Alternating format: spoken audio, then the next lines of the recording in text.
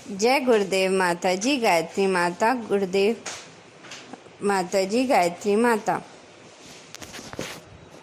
10वां स्कंद, भागवत के 10 लक्षण। श्री सुखदेव जी कहते हैं, परीक्षित, इस भागवत पुराण में सर्ग, विसर्ग, स्थान, पोषण, उति, मनवतर, ईशानुकथा, निरोध, मुक्ति और आशय, इन 10 विषयों का वर्णन है। इनमें जो 10वां आशय तत्व है, उसी का ठीक ठीक निश्चय करने के लिए कहीं रुति से, कहीं तात्पर्य से और कहीं दोनों के अनुकूल अनुभव से महात्माओं के अन्य 9 विषयों का बड़ी सुगम रीति से वर्णन किया है। ईश्वर की प्रेरणा से गुणों में शोभ होकर रूपांतरण होने से जो आकाश आदि, पंचभूत, शब्दादि, तन्मात्राएं, इंद्रियां, अहंकार और महत्व की उत्पत्ति होती है, उसको सर्ग कहते हैं। उस विराट पुरुष से उत्पन्न ब्रह्मा जी के द्वारा जो विभिन्न चराचर सृष्टियों का निर्माण होता है, उसका नाम है विसर्ग।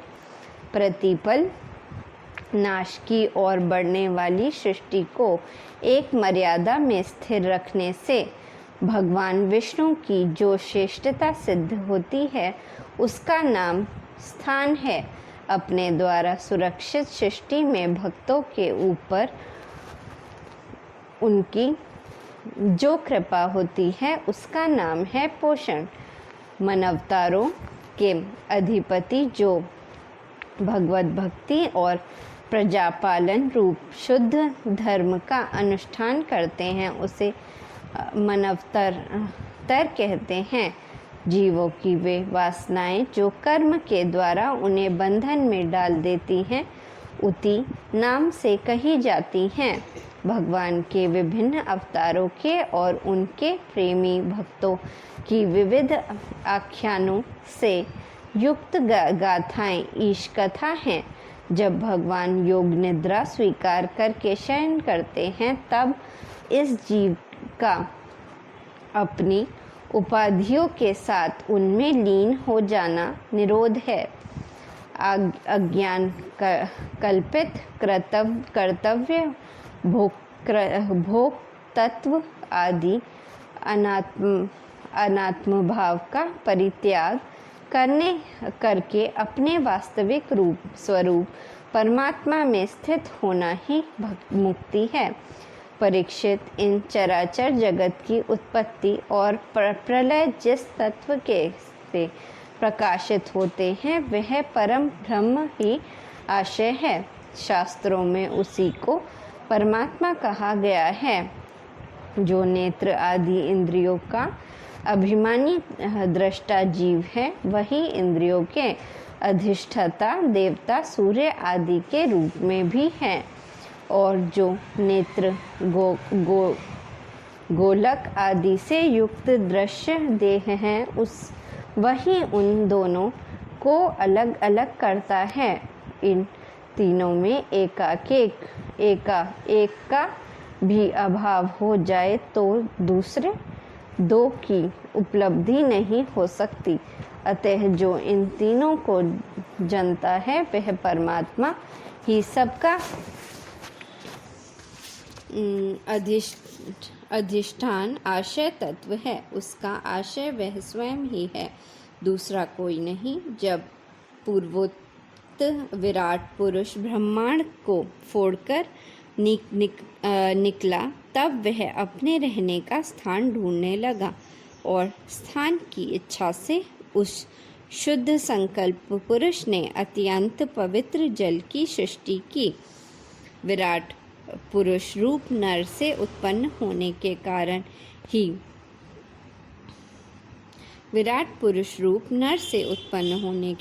ही जल का नाम नार पड़ा और उस अपने उत्पन्न किए हुए नार में वह पुरुष 1000 वर्षों तक रहा। इसी से उसका नाम नारायण हुआ। उन नारायण भगवान की कृपा से ही द्रव्य, कर्म, काल, स्वभाव और जीव आदि की सत्ता है। उनके उपेक्षा कर देने पर और किसी का अस्तित्व नहीं रहता। उन आदित्य भगवान नारायण ने योग निद्रा से जगकर उनके अनेक होने की इच्छा की। तब अपनी माया से उन्होंने अखिल ब्रह्मांड के बीज स्वरूप अपने सुवर्णमय वीर्य को 3 भागों में विभक्त कर दिया। अधिदैव, अध्यात्म और अधिभूत। परीक्षित, विराट पुरुष का एक ही वीर्य 3 भागों में कैसे विभक्त हुआ सो सुनो। विराट पुरुष के हिलने डोलने पर उनके शरीर में रहने वाले आकाश से इंद्रिय बल, मनोबल और शरीर बल की उत्पत्ति हुई। उनसे इन सब का राजा प्राण उत्पन्न हुआ। जैसे कि सेवक अपने स्वामी राजा के पीछे पीछे चलते हैं, वैसे ही सबके शरीर में प्राण के प्रबल रहने पर ही सारी इंद्रियां प्रबल रहती हैं, और जब वह सुस्त पड़ जाता है तब सारी इंद्रियां भी सुस्त हो जाती हैं। जब प्राण जोर से आने जाने लगा तब विराट पुरुष को भूख प्यास का अनुभव हुआ। खाने पीने की इच्छा करते ही सबसे पहले उसके शरीर में मुख प्रकट हुआ। मुख से तालु और तालु से रसेंद्रिय प्रकट हुई। इसके बाद अनेकों प्रकार के रस उत्पन्न हुए जिन्हें रसना ग्रहण करती है। जब उनकी इच्छा बोलने की हुई तब वाक इंद्रिय, उससे अधिष्ठात देवता अग्नि और उनका विषय बोलना, ये तीनों प्रकट हुए। इसके बाद बहुत दिनों तक उस जल में ही वे रुके रहे। श्वास के वेग से नासिका छिद्र प्रकट हो गए। तब उन्हें सूंघने की इच्छा हुई। तब उनकी नाक घ्राणेन्द्रियां आकर बैठ गईं और उसके देवता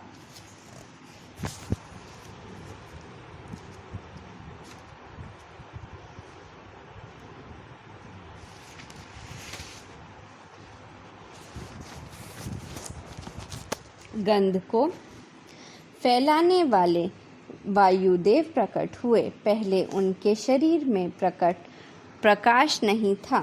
फिर जब उन्हें अपने को तथा दूसरी वस्तुओं को देखने की इच्छा हुई तब नेत्रों के छिद्र, उनका अधिष्ठाता सूर्य और नेत्र इंद्रियां प्रकट हो गई।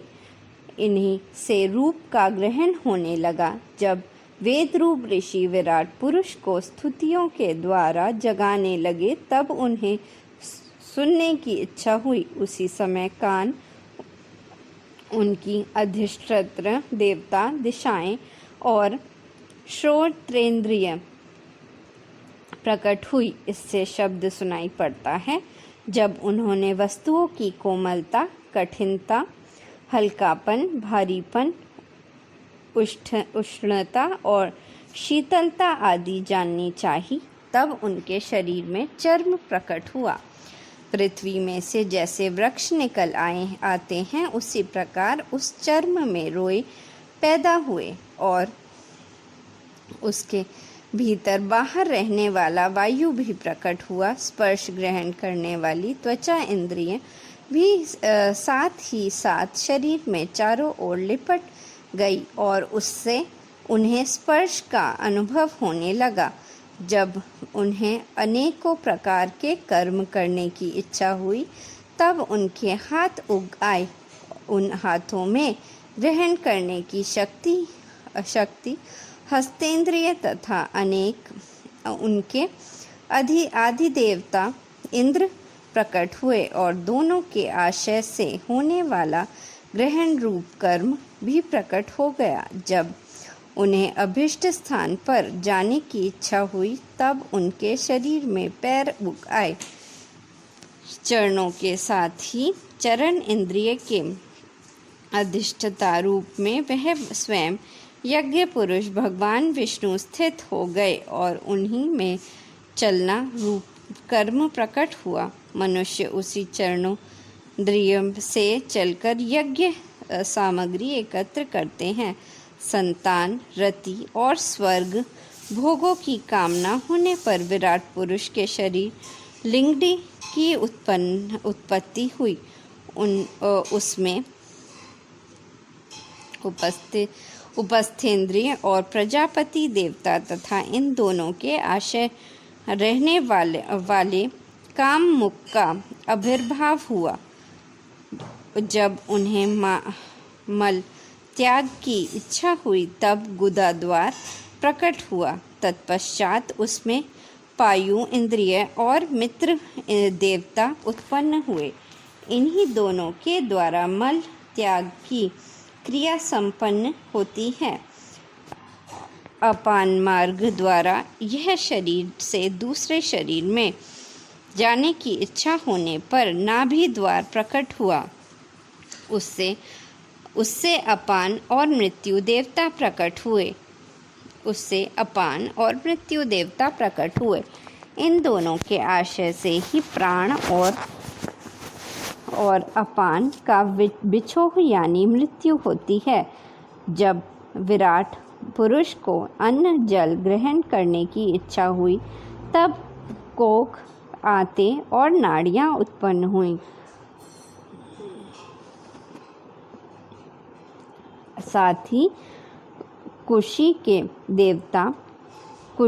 देवता समुद्र, नाड़ियों के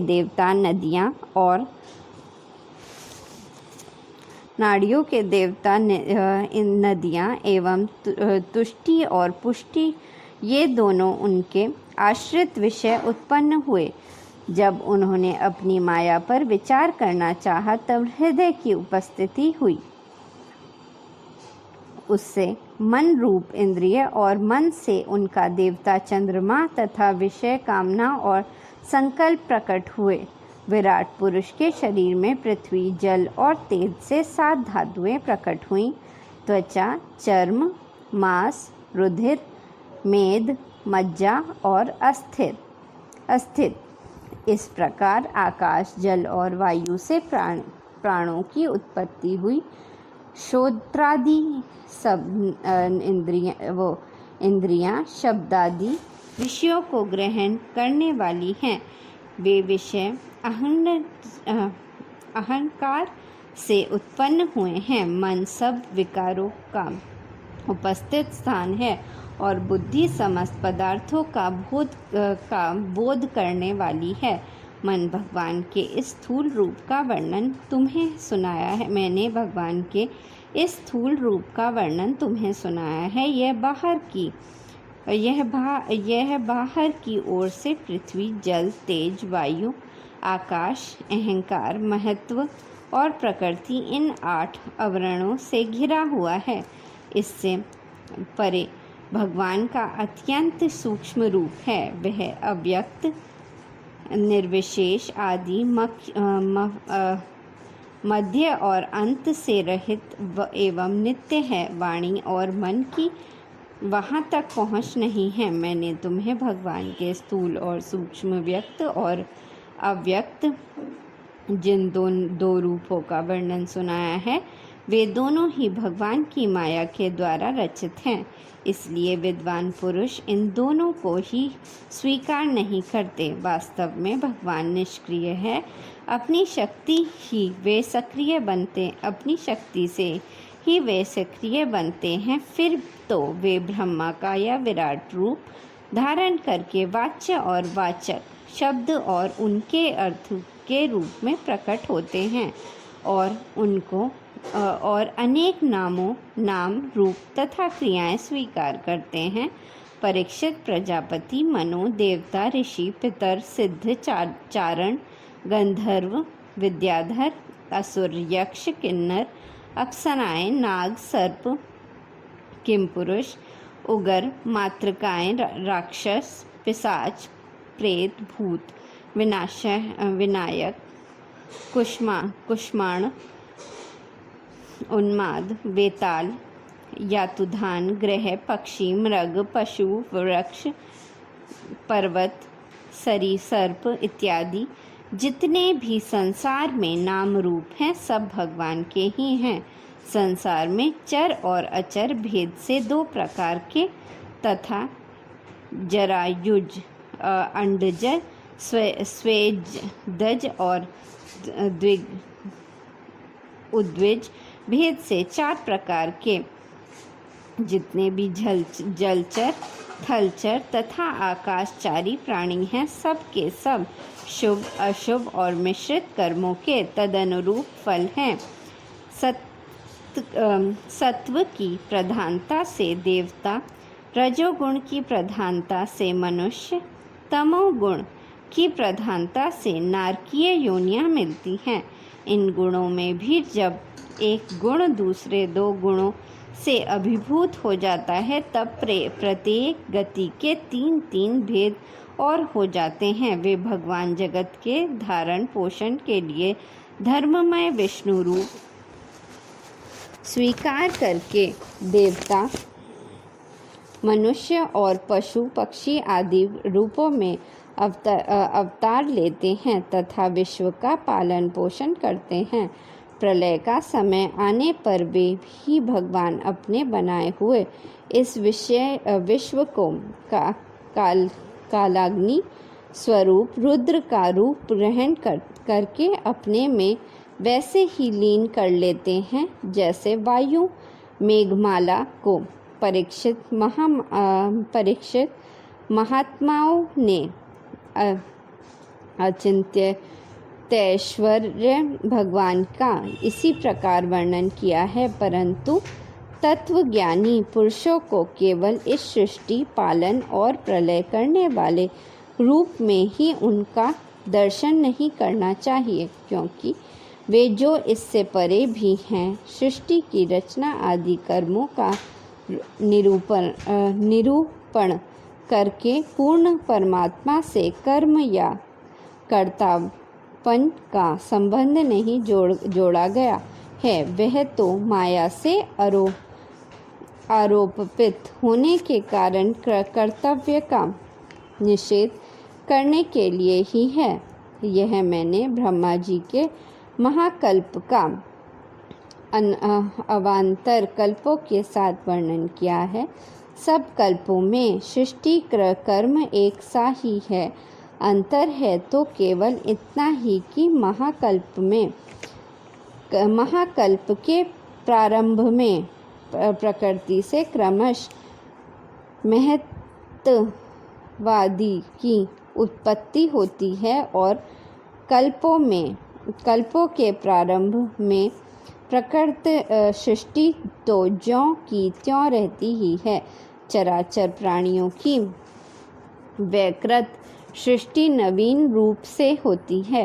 परीक्षित, काल का परिमाण कल्प और उससे अंतर्गत मानवतारों का वर्णन आगे चलकर करेंगे। तब तुम कल्प का वर्णन सावधान होकर सुनो। शौनक जी ने पूछा, सूत जी, आपने हम लोगों से कहा था कि भगवान के परम भक्त विदुर जी ने अपने अति दुष्यंत कुटुंबियों को भी छोड़कर पृथ्वी के विभिन्न तीर्थों में विचरण किया था। उस यात्रा में मैत्रेय ऋषि के साथ अव्यात्म के संबंध में उनकी बातचीत कहाँ हुई और तथा मैत्रेय जी ने उनके प्रश्न करने पर किसी तत्व का उपदेश किया। सूत जी, आपका स्वभाव बड़ा सौम्य है। आप विदुर जी का वह चरित्र हमें सुनाइए। उन्होंने अपने भाई बंधुओं को क्यों छोड़ा और फिर उनके पास क्यों लौट आए? सूत जी ने कहा, शौनकादि ऋषियों, राजा परीक्षित ने भी यही बात पूछी थी। उनके प्रश्नों के उत्तर में श्री सुखदेव जी महाराज ने जो कुछ कहा था वही मैं आप लोगों से कहता हूँ। सावधान होकर सुनिए।